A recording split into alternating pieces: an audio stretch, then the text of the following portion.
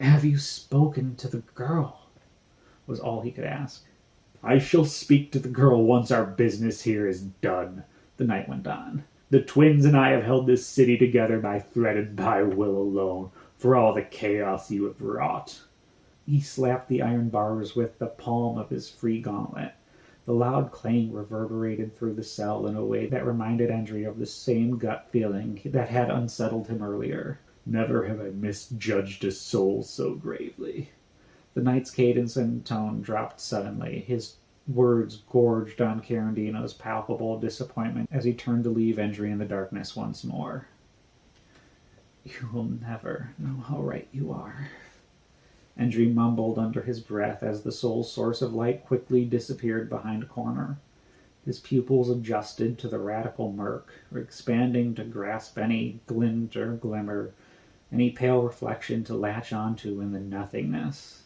The low rumble that unsettled Endry continued now, louder as Endry turned where he stood.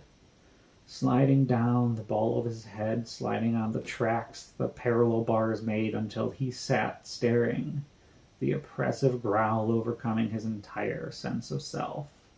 The reverberations that began in the pit of his stomach soon spread throughout his entire body once more. He felt utterly numb. His mind was drifting to apathy as the sound traveled up the bars he leaned against, amplifying its effect. The void washed over Endry. He sighed. He could not see through the black. A sort of tentacle was writhing on the ground through the cell's opposite wall, as dark as the nothing it lived in, lined with scales that inched ever closer to wrap itself around the ankle of its prey. Apathy turned to fear, or terror, as his end would be drawn out by a being Endry would scarcely have been able to comprehend in this dark.